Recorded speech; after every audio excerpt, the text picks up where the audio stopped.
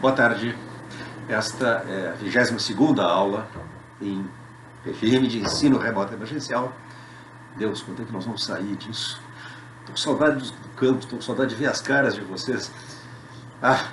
Bom, é a 22ª aula em regime de ensino remoto emergencial de História da Filosofia Contemporânea. Segundo semestre civil, mas primeiro semestre letivo de 2021. Tá? Duas últimas aulas foram dedicadas ao pensamento de Saul Kripke, essencialmente as teses que Kripke apresenta no seu clássico Naming a Necessity.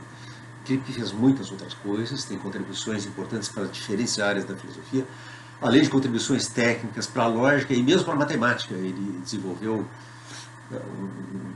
um sistema novo de teoria dos conjuntos em matemática, coisas assim. E ele tem escritos sobre questões de epistemologia, questões de filosofia da linguagem, questões de filosofia da mente, filosofia da lógica, etc.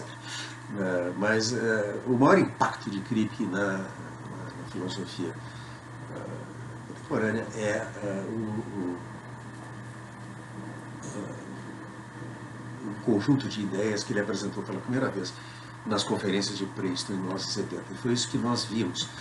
E do que nós vimos, eu não vou recapitular, está lá, ao menos para isso serve ter as aulas gravadas. Vocês podem reprisar a qualquer momento lá no YouTube. As duas coisas que são importantes agora para a continuação da história são salientar o que eu caracterizei como o anti-individualismo de Kripke. Tá? Kripke mostra que sustenta de maneira bastante persuasiva, que a principal motivação para imaginar, como tantos filósofos imaginaram ou supuseram que a referência de um nome, um objeto que o nome designa, é determinado por um conjunto de descrições associadas ao nome, que é exatamente o que rejeita, em favor da ideia de referência direta, que Ruth Marcus formulava em termos da metáfora do rótulo, quando ela dizia numa passagem que eu comentei, exatamente há uma semana atrás, na aula da outra quinta-feira, da quinta-feira passada, o nome próprio é como um rótulo, um tag, como ela diz, que a gente coloca numa coisa. Está no artigo Modalities and Intentional Languages, como tudo mais, lá no Dropbox, vocês têm esse texto maravilhoso da Ruth Marcus. E ela diz esse tag, que é um rótulo, que é um nome próprio, não significa nada, não tem nenhum sentido freudiano. Existem dicionários aí que significam os nomes. Por exemplo, o meu nome Paulo, etimologicamente, significa pequeno. Foi a escolha de Saulo de Tarso, centurião romano, quando na estrada de Damasco ele teve a revelação, o centurião romano que perseguia os cristãos, como bom soldado romano, ele teve a revelação, Deus o chamou, e ele conta a história das epístolas, se converteu então ao cristianismo e trocou o seu nome Saulo para Paulo em sinal de modéstia, de humildade perante Deus. É uma das virtudes cristãs, é a humildade. Bom, uma pessoa para se chamar Paulo não precisa ser pequena. Eu tenho 1,80 m de altura, não sou exatamente baixinho. Não importa, não faz a menor diferença. Porto Alegre podia não ser um porto, mas podia não ser.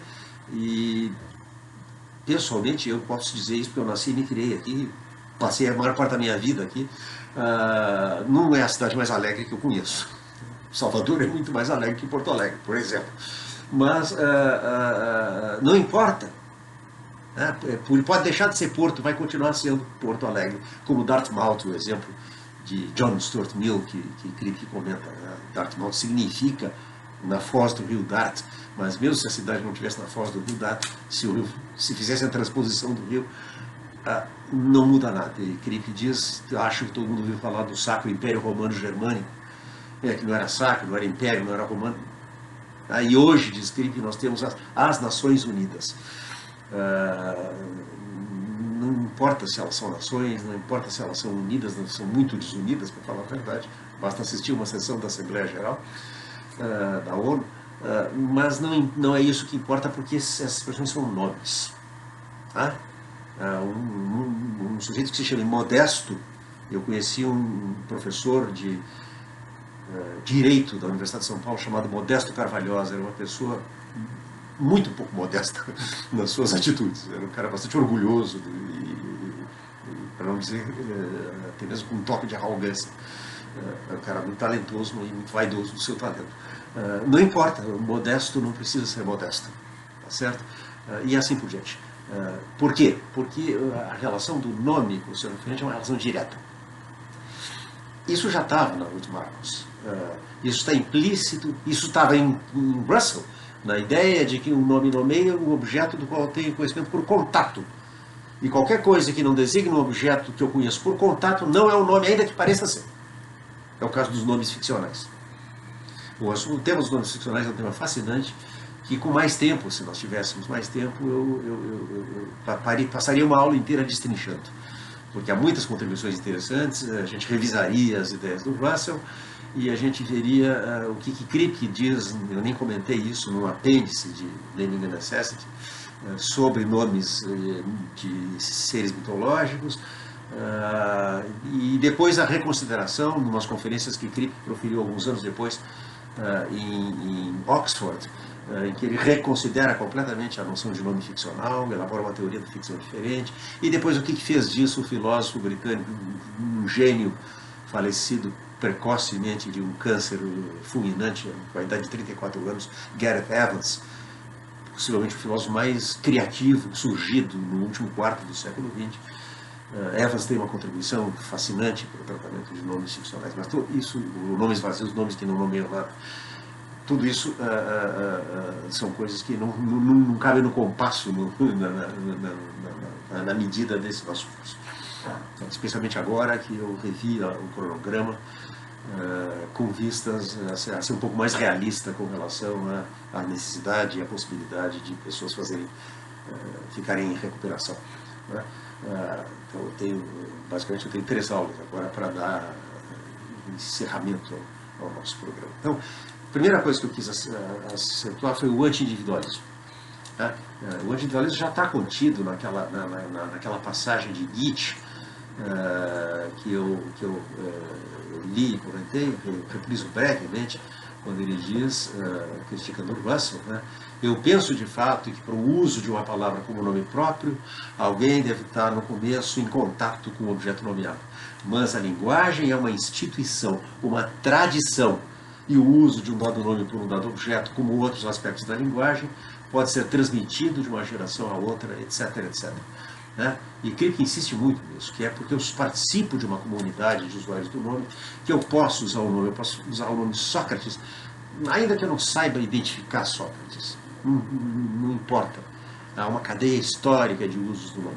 Aqui, Kripke está rompendo, como Goethe nessa passagem, sob a influência de Wittgenstein, das ideias de Wittgenstein nos anos 30 e 40, até fim dos anos 40, quando Goethe foi aluno dele,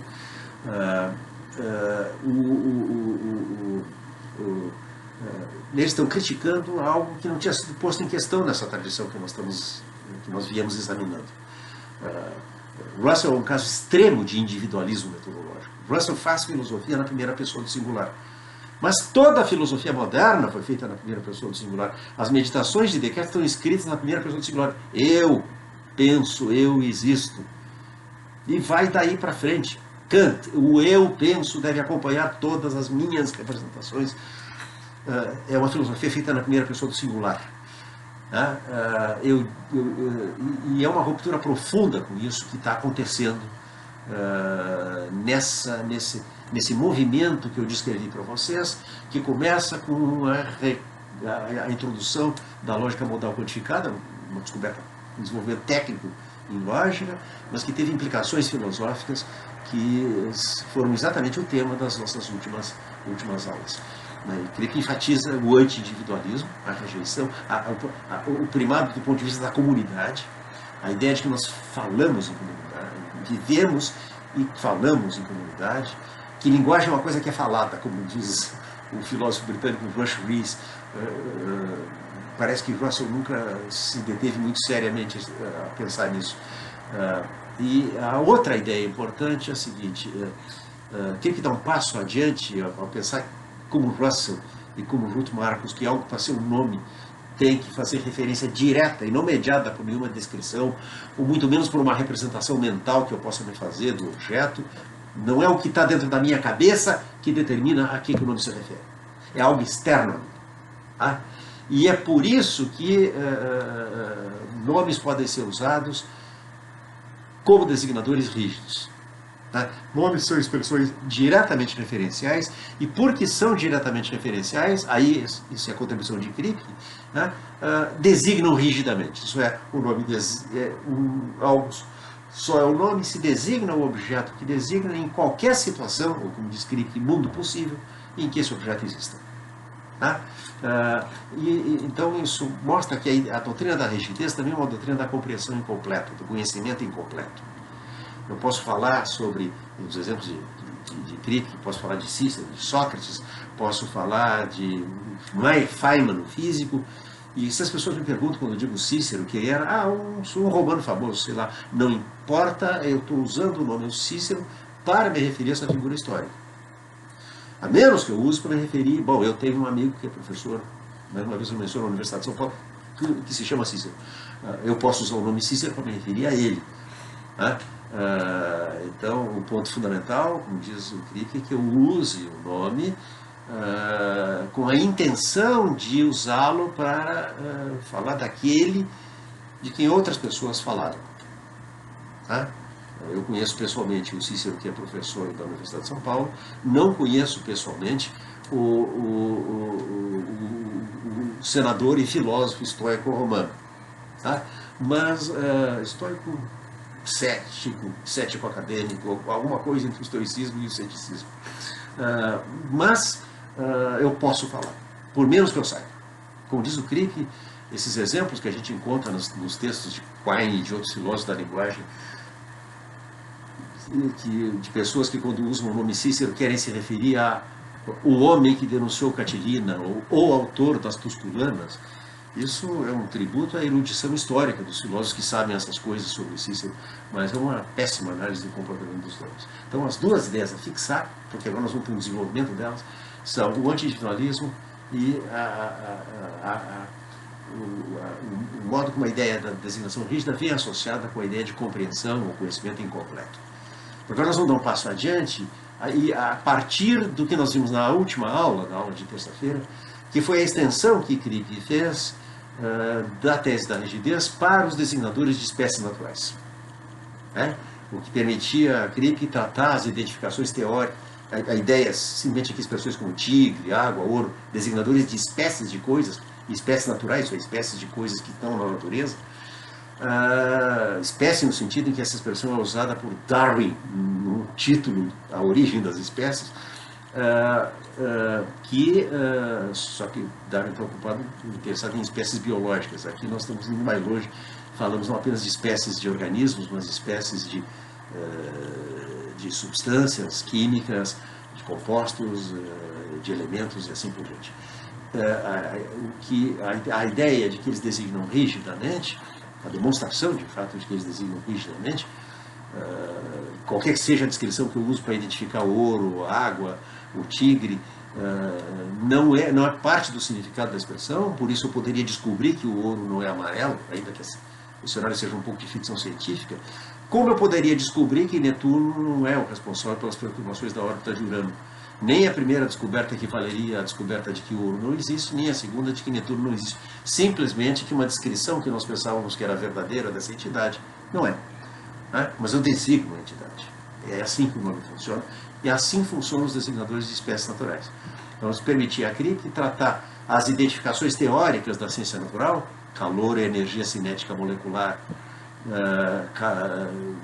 luz é uma corrente de fótons, água é H2O, ouro é elemento de número atômico 79, como genuínas proposições de identidade, portanto, verdades necessárias, caso sejam verdadeiras, claro, estamos supondo que a teoria científica que nós temos é correta. Se verdadeiras, como provavelmente são, essas são exemplos de verdades necessárias a posteriori. São verdades necessárias porque toda proposição de identidade, se verdadeira é uma verdade necessária, se falsa é necessariamente uma falsidade, e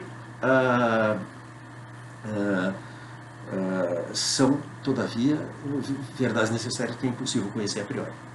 Aí tinha lá uma explicação de por que os filósofos sucumbiram, no século XX em particular, à ilusão de que proposições científicas da ciência empírica só poderiam ser proposições contingentes porque elas só podem ser conhecidas a posteriori.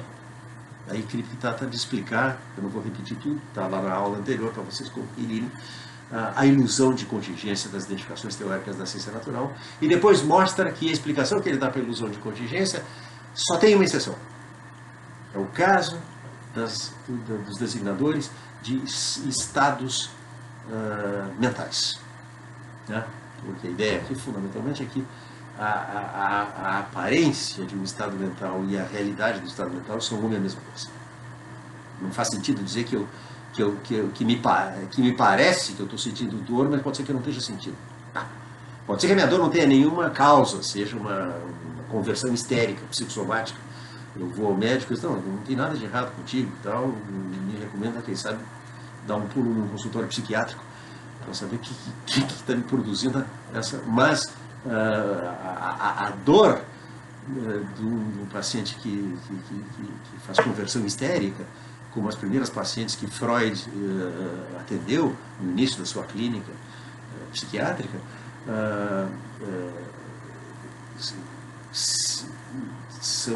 podem não ter nenhuma causa orgânica, né? Isso pode ser questionado, mas isso é uma questão sobre a causa da dor. Agora, quando a pessoa diz eu estou sentindo dor, a menos que ela esteja, se isso é uma afirmação sincera, ela certamente está sentindo dor. Tá? Eu posso fingir a dor. Há um célebre início de um poema de Fernando Pessoa que diz: o poeta é um fingidor, finge tão completamente que chega a fingir que é dor, a dor que devera sente. Tem um ponto lógico super interessante, cara. Eu finjo que P, uma proposição qualquer, e agora eu finjo que P. Tá? Fingir apresentar como verdadeiro algo que é falso, mas, portanto, é uma negação de alguma coisa. Dizer que alguém está fingindo, dizer que está expressando que de fato não está acontecendo, mas fingir que se finge é o caso do poeta Fernando Pessoa. Finge tão completamente que chega a fingir que é a dor que devera sente. Mas o ponto então é que não há tal coisa como ter sensação de dor e não estar tendo dor. A dor é a sensação de dor. A dor é pura fenomenologia, um fenômeno. E isso tornava impossível a aplicação da explicação da ilusão de contingência, com base no princípio geral de que nem tudo que é concebível, nem tudo que nós podemos imaginar e descrever sem contradição é possível. A possibilidade lógica é muito mais ampla do que a possibilidade metafísica. Há coisas que são logicamente possíveis no sentido simplesmente de que a sua descrição, a descrição de uma situação logicamente possível, é simplesmente uma descrição que não viola as leis da lógica. É essencialmente uma descrição que não viola o que Kant chama o princípio supremo dos juízos analíticos, o princípio de não contradição. Mas nem tudo que é logicamente possível, nem tudo que eu posso descrever é metafisicamente possível. Eu posso descrever, ou pelo menos pensar que o que eu estou descrevendo é isso, um mundo em que a água não é H2O.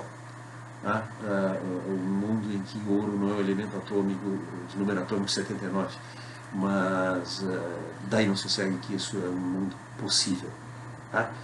A exceção era a identificação de sensações que permitia a Cripe nos últimos fogos de artifício de Naming and Necessity, concluir triunfalmente o seu ciclo de conferências com uma refutação da tese materialista da identidade entre corpo e mente, né? que basicamente prova que bom, se um estado mental é idêntico a um estado do organismo, né?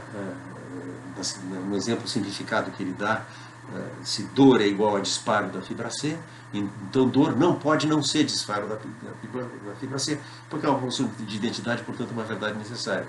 Ora, se A é igual a B implica que necessariamente A é igual a B, por contraposição, se não necessariamente A é igual a B, isso implica que A não é igual a B.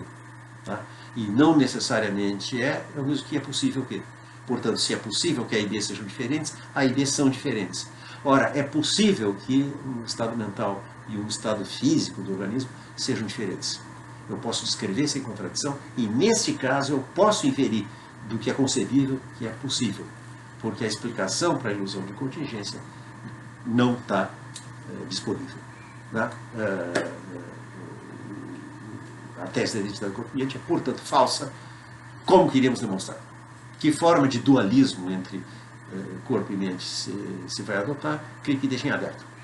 Tá? É muito provável que ele não está interessado em promover um dualismo de substâncias, corpo e alma, à maneira de Descartes, mas no mínimo um dualismo de propriedades. Pessoas, como outros animais também, têm propriedades físicas e propriedades psicológicas, mentais. Tá? Eu conheço uma veterinária com doutorado em psicologia que se dedica à psiquiatria animal, clínica aqui em Porto Alegre. E uma vez eu ouvi de uma pessoa que tinha levado seu cachorro para se tratar com essa profissional, e disse, mas qual é o problema do teu cachorro? E ela respondeu com a maior seriedade: meu cachorro tem sérios problemas mentais. Outro dia ainda ouvi de uma amiga que o cachorro dela é um depressivo. E nós atribuímos os estados mentais dos animais. A gente pergunta o que esse bicho está pensando. E em algum nível, claro que eles pensam. Eles não têm linguagem, que é outra coisa. Né? E mesmo assim, alguns animais, como golfinhos, por exemplo, é notório, baleias, ao que parece, mas golfinhos muito certamente, e talvez alguns insetos sociais, gregários, como abelhas e tal, tenham algum tipo de modo de sinalização que é uma forma primitiva de linguagem. Bom, estou entrando na seara dos biólogos, praticamente mais especificamente dos que praticam a etologia, o estudo comparado de comportamento humano e animal. Tá? Corpo e mente, no mínimo propriedades mentais, propriedades corporais, estados mentais não são idênticos. Tá? Agora temos uma extensão da tese da rigidez dos designadores de espécies naturais. E vai ser uma reconsideração radical da ideia da concepção individualista de conteúdo.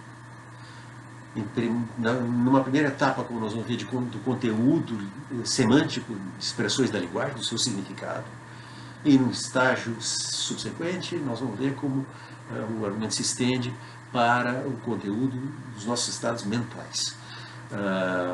O que eu vou apresentar então hoje é o argumento básico em favor do assim chamado externalismo, ou também chamado anti-individualismo, na filosofia da linguagem e na filosofia da mente. É uma tese semântica que se estende para a filosofia da mente. É uma tese sobre a linguagem que se estende para a filosofia da mente.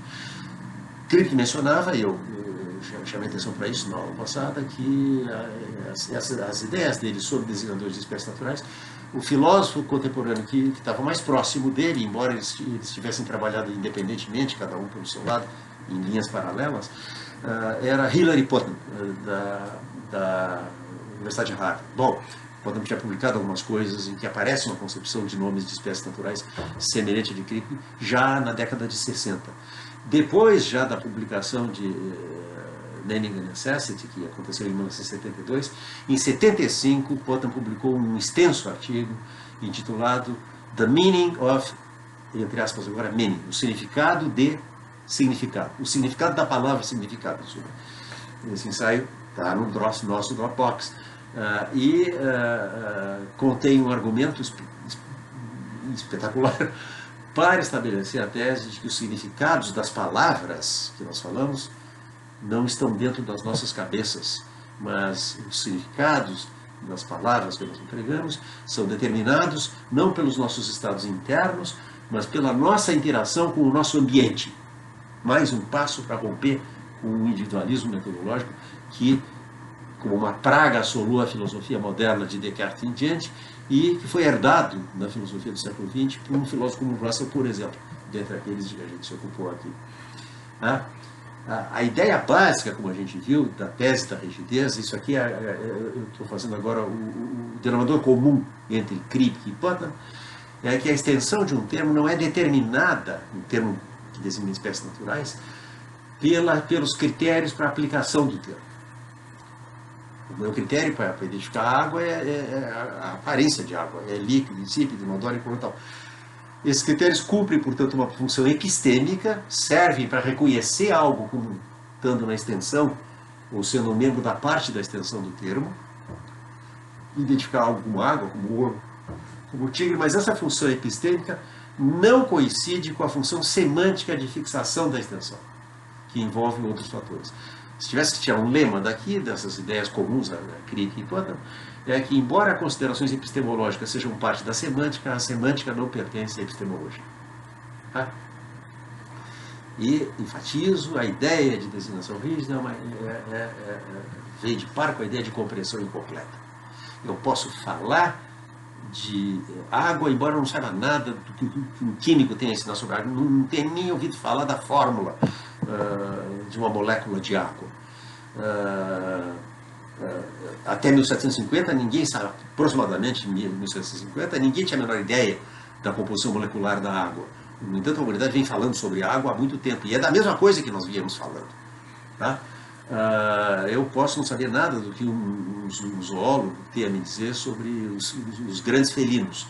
Eu conheço um pouco melhor gatos, com os quais eu convivo em casa, a minha vida inteira sempre convivi com cães e gatos. Mas sobre os big cats, como se diz em inglês, tigres, leões, etc., fora tê-los casualmente contemplado em algum jardim zoológico, eu sei muito pouco, perto do que sabe um biólogo, do que a zoologia tem a ensinar. Muito menos eu sei sobre ouro. Posso não saber que é o elemento de número atômico 79, e, no entanto, eu sei lidar com ouro. É capaz que o metalurgista ou o Orives, que é uma autoridade em identificar ouro, ainda assim não saiba que na tabela periódica o número atômico do ouro é 79. Tá? Bom, seja como for, essa é a ideia básica. Né?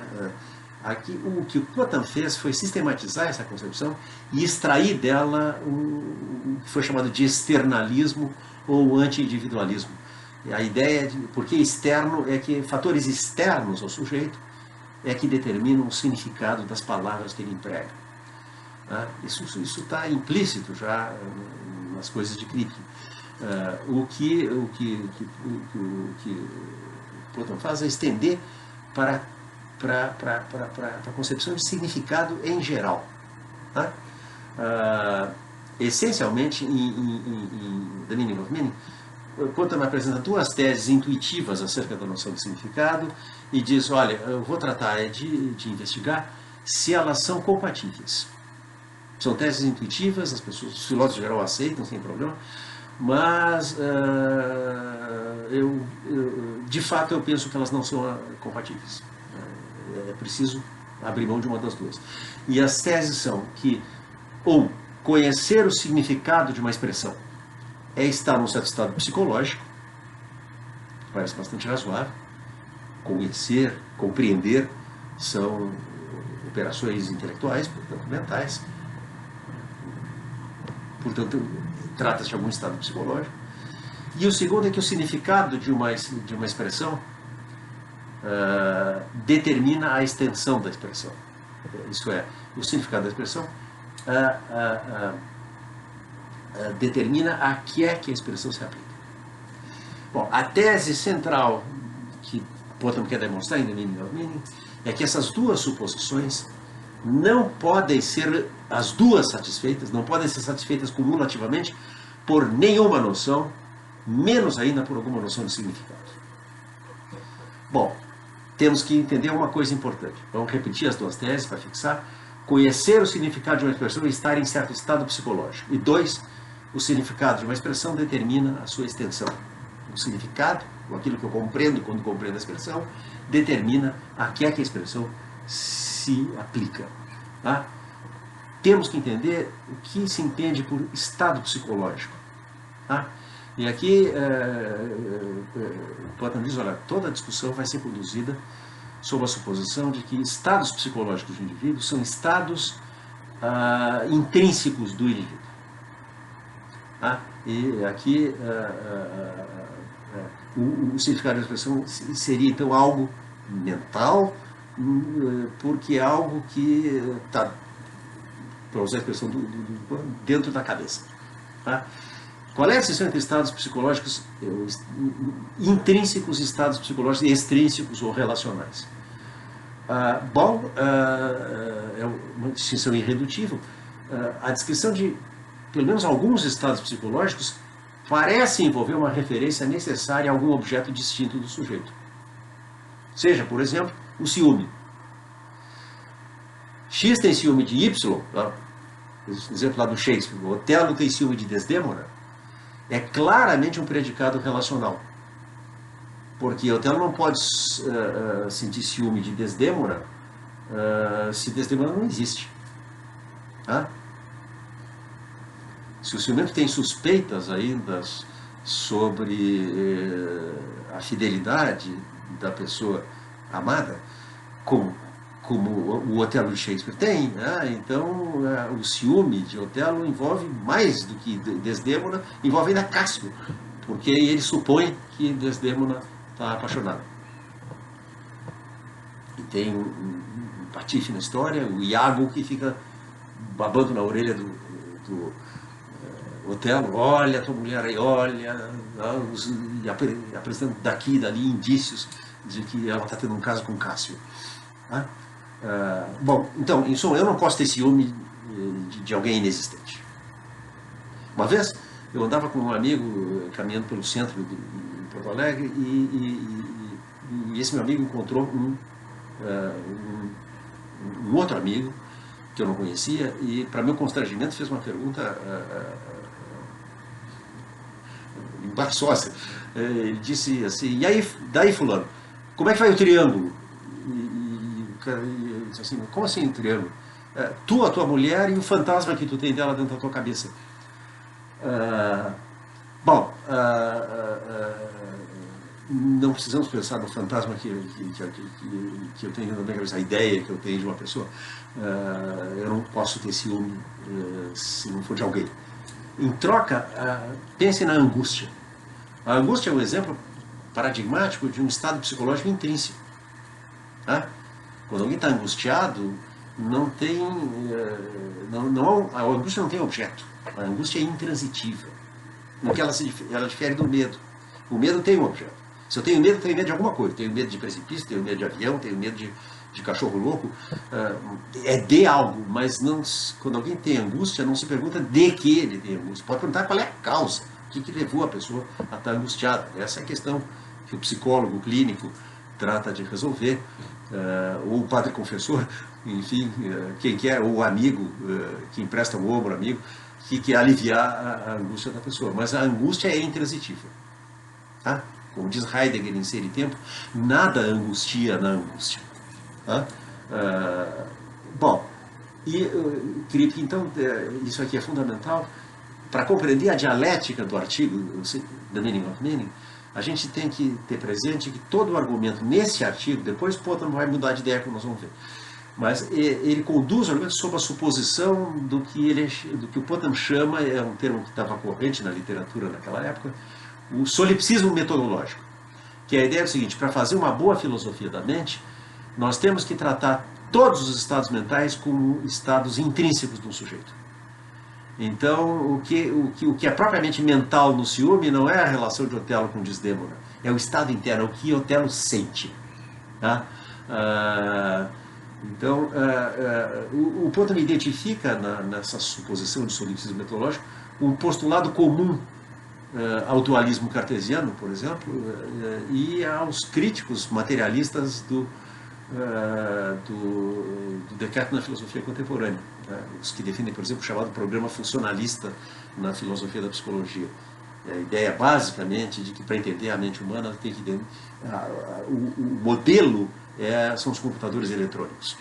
Nós temos que entender a mente como um sistema de processamento de informação, né, que para certas entradas dá certas saídas, via a fixação de certas rotinas, que são as redes neurais, correspondentes aos circuitos eletrônicos do computador. E todo estado mental vai ser tratado como um estado interno. Mesmo que eu adote a perspectiva materialista, que considera que estado interno é essencialmente estado do sistema nervoso central. Tá? Então, a ideia é que um estado que parece ser relacional, que parece envolver algo para além do indivíduo, pode ser caracterizado sem referência a objetos externos ao sujeito. Em suma, que todo estado psicológico, em sentido próprio, é um estado intrínseco, interno. Tá? Há um texto clássico de Jerry Fodor, um filósofo vivo muito importante, talvez o filósofo mais influente na filosofia da mente, fez uma defesa particularmente lúcida desse postulado num artigo titulado, de 1980, o solipsismo metodológico como uma estratégia de pesquisa na ciência cognitiva. Tá? Mas seja como for, é sob essa restrição de que estado psicológico aqui quer dizer estado interno do sujeito, que a gente deve entender o enunciado da primeira das duas teses. Conhecer o significado da expressão está num certo estado psicológico. Tá? E o significado de uma expressão determina a que é que ela se aplica. Duas coisas que parecem razoáveis. E Potam diz: eu vou mostrar agora que essas duas teses são incompatíveis. Tá? E, para isso, dizer, nós vamos fazer um pouco de ficção científica. Ele diz. O Potam é um filósofo que tem um certo carinho pela ficção científica. Ele usa muitos exemplos de ficção científica nos seus artigos. Há um artigo de Potam que se chama Robôs, Máquinas ou Vida Artificialmente Criada. E ele começa dizendo: aqueles de nós que gostamos de ficção científica sabemos que robôs podem ser confiáveis ou ameaçadores, ciumentos, ou gentis ou agressivos, etc, etc. Robôs têm muitos estados mentais. Há um outro experimento de imaginação de Potam, o famoso experimento dos cérebros de uma cuba, que é uma variante do cenário cartesiano do gênio maligno, que me engana o tempo todo. Ele imagina um cérebro humano que está mantido vivo dentro de um tanque, uma cuba, com um líquido, com nutrientes orgânicos, e que tem todos os seus terminais conectados com um supercomputador em que um cientista maluco e perverso induz nesse cérebro alucinações. O coitado pensa que ele é um estudante de filosofia que está diante do seu computador ou do seu celular assistindo uma aula de história da filosofia contemporânea no YouTube, e na verdade ele não passa de um cérebro numa cuba. Para quem viu o filme Matrix, o filme é declaradamente, os roteiristas do primeiro Matrix fizeram questão de deixar isso claro, foi inspirado pelo experimento imaginário de Potam, que é o primeiro capítulo do seu livro Razão, Verdade e História, de 1981. Bom, aqui o experimento é a famosa Terra Gêmea. Tá? E o que é a Terra Gêmea? Potam nos convida a imaginar um planeta que é, em quase todos os aspectos, já vamos ver qual é a única diferença, uma réplica idêntica da Terra. De fato, a Terra Gêmea, Twin Earth, é exatamente como a Terra, exceto exclusivamente o fato de que o líquido que lá é chamado água não é H2O, mas um composto com estrutura molecular inteiramente distinta. Então, diz, é uma fórmula muito complicada que nós vamos abreviar para XYZ. Tá? Mas veja, é fenomenologicamente indiscernível. A aparência é a mesma de água. Nós falamos também o líquido que é chamado água, eles usam a palavra água lá, tá? Eles falam uma língua que é como o português, exceto que a palavra água lá designa um líquido que sim, é insípido, inodoro, incolor, mata a sede, se encontra nos lagos, nos rios, etc, etc. No jargão do Pântano, os estereótipos, as propriedades que determinam os critérios de reconhecimento da água, H2O na Terra, e da sua contrapartida na Terra gêmea, XYZ, são os mesmos. Tá? Mas, por suposição, as duas expressões têm extensões distintas. Se aplicam, não se aplicam a mesma coisa. Tá? Vimos na discussão de Kripke lá. Quando eu fixei a referência de água, a minha intenção não era designar qualquer coisa que parece água. Era designar o que é o mesmo líquido que este líquido aqui.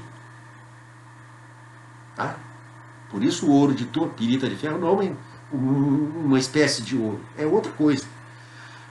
Então, quando eu, habitante da Terra, afirmo apontando para essa minha garrafinha aqui, inseparável nas aulas tanto presenciais como online,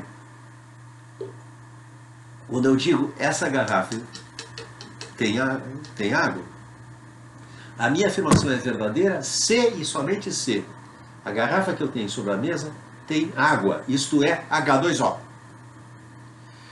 Em troca, eu posso imaginar que eu tenho um duplo na Terra gêmea, eu tenho um Paulo gêmeo, porque tudo é igual, né?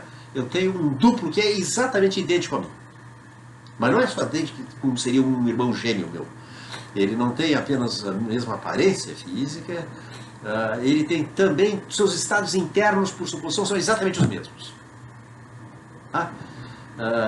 A única diferença entre Paulo na Terra e Paulo gêmeo na Terra gêmea é com que líquido eles interagem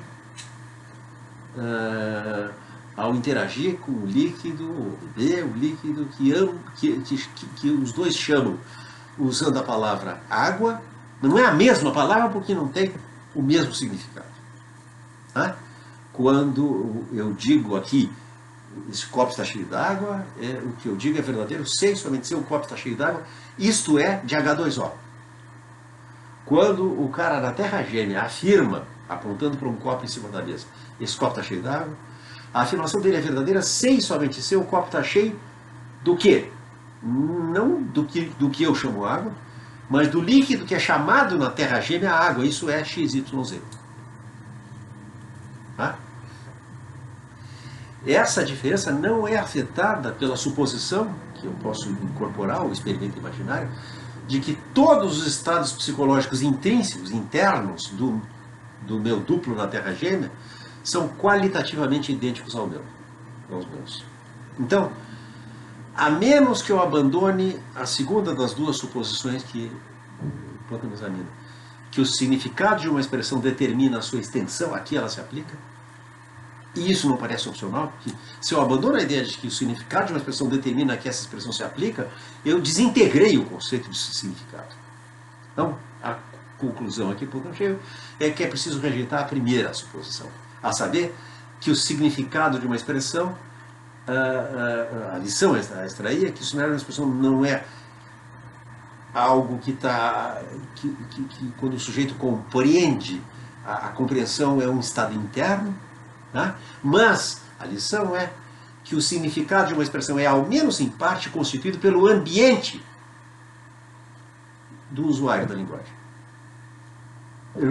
Eu não estou pensando, eu não estou expressando a mesma coisa, eu não estou dizendo a mesma coisa quando digo o copo tem água e o cara na Terra gêmea quando diz o copo tem água. As conclusões de verdade são diferentes.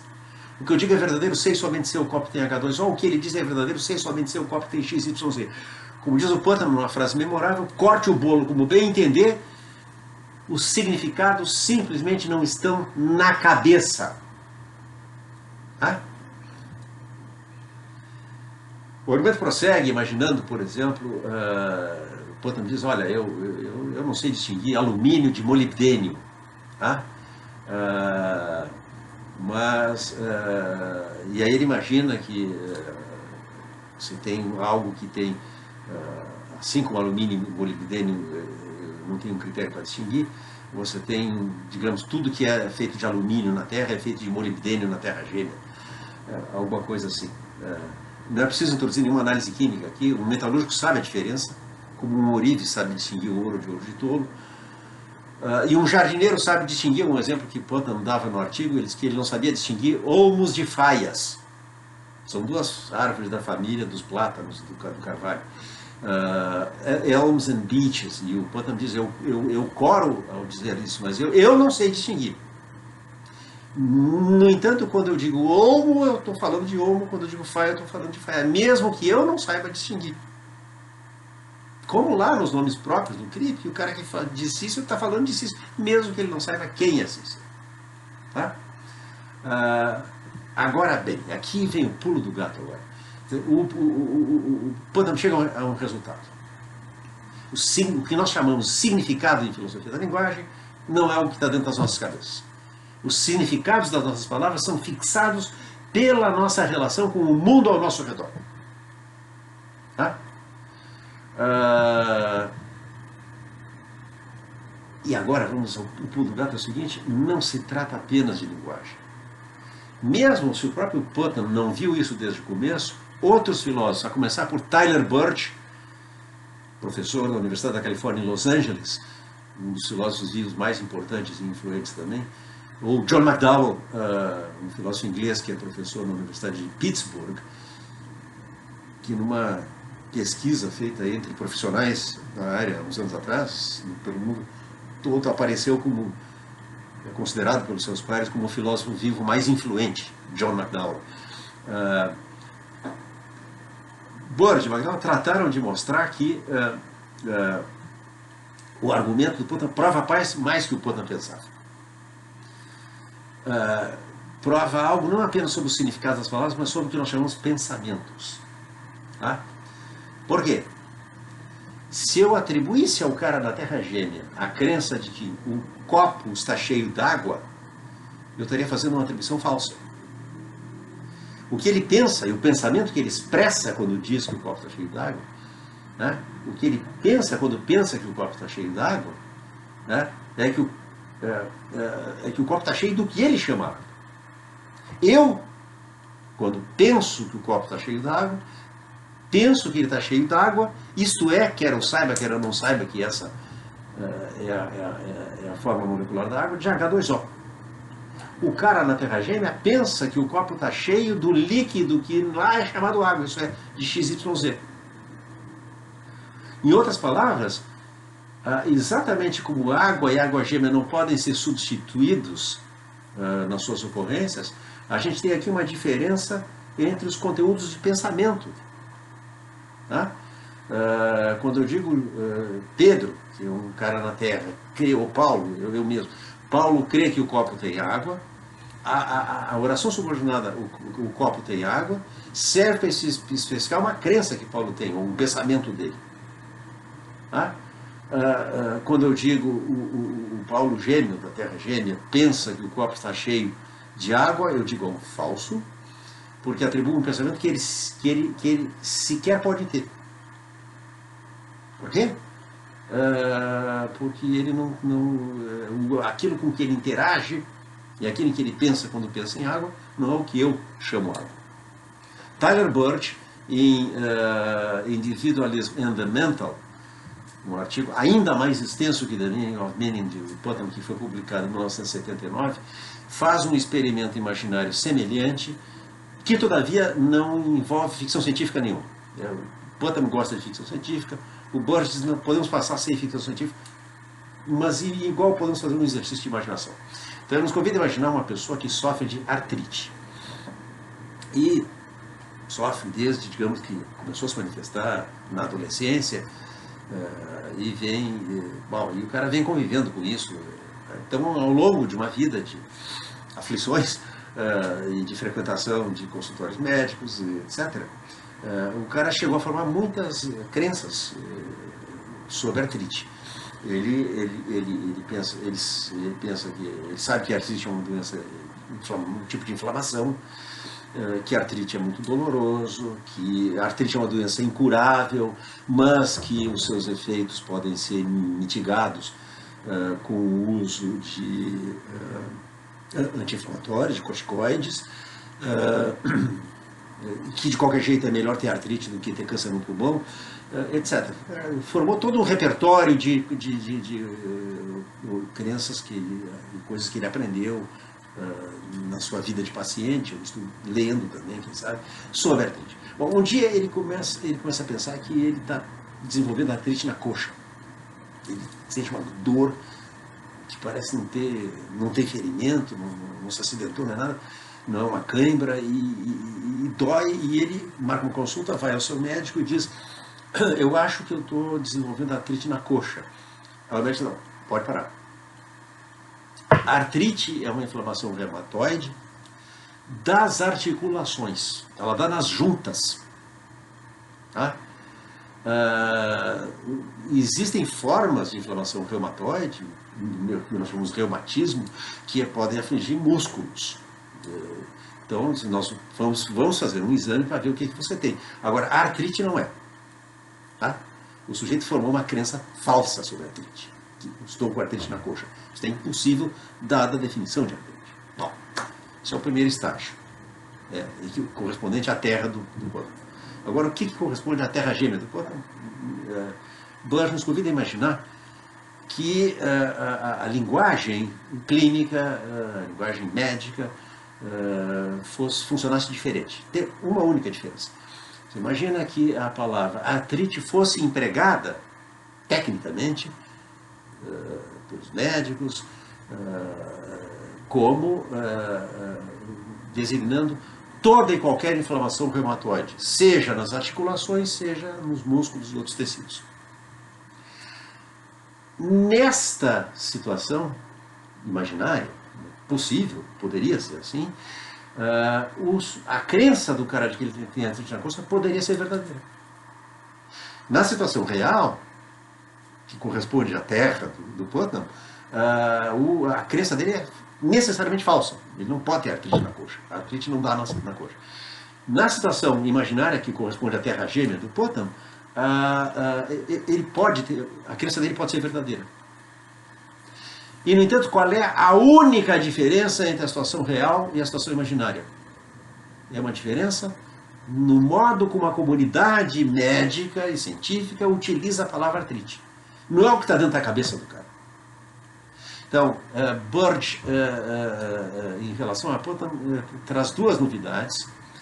A primeira é que ele mostra que o ambiente que determina o conteúdo daquilo que eu expresso quando falo, no caso sobre as minhas sensações, no caso de Putnam sobre um líquido no meu ambiente, que o ambiente que determina o conteúdo do que o sujeito diz quando diz que tem artrite, inclui não apenas o ambiente natural, mas o ambiente social também, a comunidade. Então, o Burge também se ocupa do ambiente natural, num artigo publicado em 1982, Other Bodies, Outros Corpos, em que ele examina o experimento da terra gêmea do Putnam, e no qual ocorre a passagem que de fato era uma citação que eu estava fazendo, em que ele diz que a água ocorre nas orações subordinadas de uma maneira que não dá para substituir a água falando do sujeito na terra, falando do sujeito na terra gêmea, e no entanto são orações subordinadas precedidas por verbos de atitude proposicional, como verbos como crer, pensar, afirmar, supor e assim por diante, que tem por função especificar os conteúdos mentais de uma pessoa, especificar quais sejam os seus pensamentos. Conclusão. Aí chegamos. Não é apenas o significado das minhas palavras que não está dentro da minha cabeça, mas que é determinado, é constituído pela minha interação com o meio ambiente.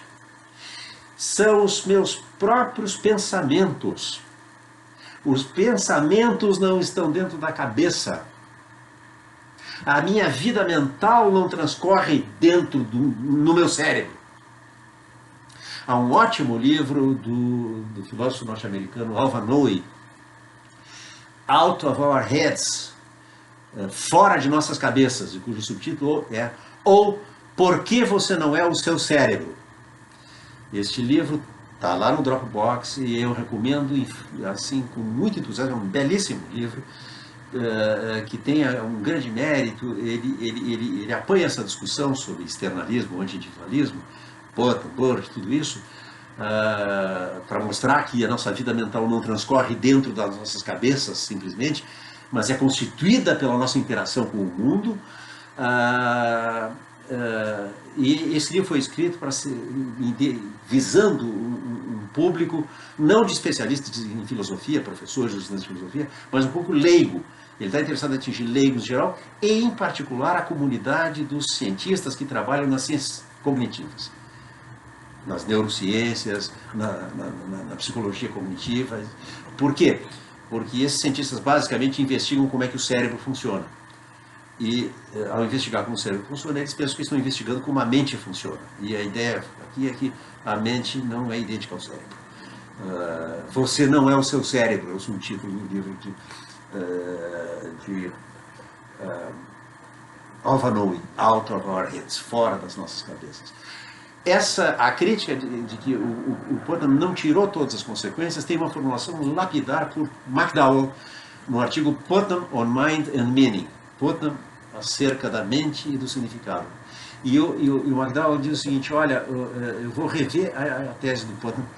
Putnam diz que as duas teses, o argumento dele deveria provar que as duas teses, conhecer o significado de uma expressão e estar num certo estado psicológico, e o significado de uma expressão determina a sua extensão, o que é que ela se aplica, portanto, que elas são incompatíveis e é preciso abandonar uma delas. Não dá para abandonar a tese de que o significado de uma palavra determina que ela se aplica, porque se eu abro mão disso, eu abro mão da noção de significado. Então, Putnam concluía no artigo em 75 que era preciso abandonar a tese de que conhecer o significado de uma expressão e estar num certo estado psicológico. O que o McDowell diz é, ao invés de dizer que as duas teses são incompatíveis, o que o Putnam deveria ter feito é perguntar como é que eu devo entendê-las para que elas sejam compatíveis. E como é que eu devo entender para que sejam compatíveis? Eu tenho que ver o que eu entendo por estado psicológico. Porque o argumento de Putnam prova, para além do que Putnam pensava, que não apenas os significados das palavras, mas os nossos conteúdos mentais não estão dentro das nossas cabeças. A nossa vida mental é constituída pela nossa interação com o mundo. Putnam aceitou inteiramente essa crítica. No ano de 1996, foi publicado um livro intitulado, veja que em filosofia você tem essas coisas, né? As Crônicas da Terra Gêmea. O subtítulo é 20 anos de reflexão sobre The Meaning of Meaning, de Hilary Putnam. Tem mais ou menos uns 30 ensaios que foram publicados ao longo desses 20 anos, e que os editores escolheram como os mais representativos. Naturalmente, esse livro começa pelo artigo de Putnam, The Meaning of Meaning, e depois vem os artigos que ao longo dos 20 anos que tinham transcorrido, então até 1996, foram publicados. Nós temos na biblioteca, que está lá fechada, mas temos as Crônicas da Terra Gêmea. Bom, os editores, muito naturalmente, pediram ao próprio Putnam para escrever uma apresentação para o livro. E o Putnam, na apresentação, faz a sua autocrítica com relação a não ter tirado todas as consequências. Ele tirou consequências do artigo dele para a filosofia da linguagem e não viu que ele podia avançar em relação à filosofia da mente. E ele escreve, então, no prefácio das Crônicas da Terra Gêmea, The Twin Earth Chronicles, ele escreve o seguinte: por certo, negar que os significados estejam na cabeça deve ter consequências para a filosofia da mente. Mas na época em que eu escrevi essas palavras, eu não sabia ao certo que consequências eram essas. Afinal de contas, conhecer o significado de uma palavra e usar uma palavra com significado são capacidades mentais paradigmáticas, exemplares. Entretanto, eu não sabia ao certo, quando escrevi The Meaning of Meaning, se a moral daquele ensaio deveria ser que não devemos conceber o significado das palavras como algo que está na mente, ou se, como John Dewey e William James, ele cita dois precursores, dois filósofos da tradição do pragmatismo americano, deveríamos parar de pensar na mente como algo que está na cabeça e concebê-la antes como um sistema de capacidades e interações que envolvem o ambiente. No fim, terminei oscilando entre essas duas posições.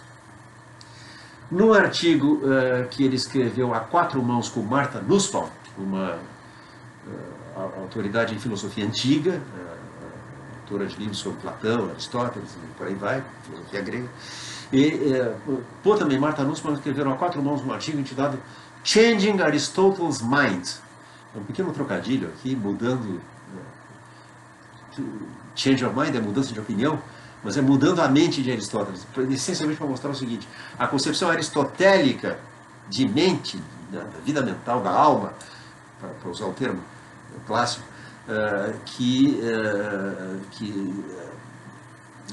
Aristóteles desenvolve no De Anima, já é uma concepção anti-individualista. A filosofia grega não padecia do individualismo que infestou a filosofia moderna e uma parte da filosofia contemporânea. A alma para Aristóteles é um sistema de conjunto de capacidades ou habilidades de um organismo na sua interação com o mundo e com outros organismos dele. Tá? Mas, enfim, basicamente, o resultado aqui é a descoberta ou a redescoberta do fato de que não apenas os conteúdos das nossas palavras, mas os conteúdos da nossa vida mental são constituídos pela nossa relação com o mundo, com o nosso ambiente. Redescoberta por quê? Porque existe algo no senso comum que é o reconhecimento disso. Todos nós somos intuitivamente anti-individualistas ou externalistas acerca do conteúdo mental. Quando a gente diz, por exemplo, esse cara está perdidamente apaixonado por aquela mulher, só ele que não sabe disso. Isso é, nós lemos as mentes dos outros no seu comportamento, nas suas atitudes, no seu comportamento verbal e não verbal, e nós podemos perceber acerca da vida mental de outras pessoas coisas que elas não sabem. Vocês podem saber sobre mim, Paulo, coisas que eu ainda não descobri. Simplesmente me observando. Por exemplo, os meus vídeos. Talvez vocês descubram coisas sobre mim que eu não sei. A minha falecida avó, que nunca tinha lido uma linha de filosofia, dizia, citando aparentemente um provérbio tradicional, o mal e o bem a cara vem. Isso é, o que as pessoas sentem vem estampado na cara delas. Wittgenstein dá muita importância a essa ideia nas investigações filosóficas, um tópico que eu não cheguei a abordar quando falei sobre Wittgenstein, mas a ideia de que o comportamento humano é um comportamento naturalmente expressivo, que se manifesta, em que se expressa a nossa vida mental, o que torna inteligível a ideia de uma pessoa ter estados mentais que ela própria desconhece. Bom, chegamos aqui, e chegamos à ruptura mais radical com o individualismo metodológico que foi herdado da tradição. É assim que a grande promessa que eu anunciei na primeira aula termina por ser resgatada. Nós não precisamos sucumbir à ideia que infestou a filosofia moderna e uma parte da filosofia contemporânea, de que a nossa relação com os objetos da nossa experiência, incluídas as outras pessoas, é uma relação mediada pelas ideias que nós temos, ou pelas representações, qualquer coisa que está dentro da nossa cabeça, que nós temos delas. Não, nós podemos resgatar algo que estava presente na filosofia grega, a ideia de que, por exemplo, na percepção, usando os meus 5 sentidos, eu estou numa relação cognitiva direta com os objetos da minha experiência. Tá? O anti-individualismo dá um sentido bastante forte para isso, ao mostrar que aquilo que nos parecia mais íntimo, os pensamentos, os estados mentais, as sensações e as emoções de cada um de nós, podem ser transparentemente legíveis na expressividade do comportamento natural. Então, lição Não é simplesmente, como disse o Pântano, corte o bolo como quiser. Significados não estão dentro da cabeça. Corte o bolo como quiser. A nossa mente, a nossa alma não está dentro da cabeça, ou você não é o seu cérebro. Essa era a lição da aula de hoje. Bom fim de semana para todos e até a próxima aula.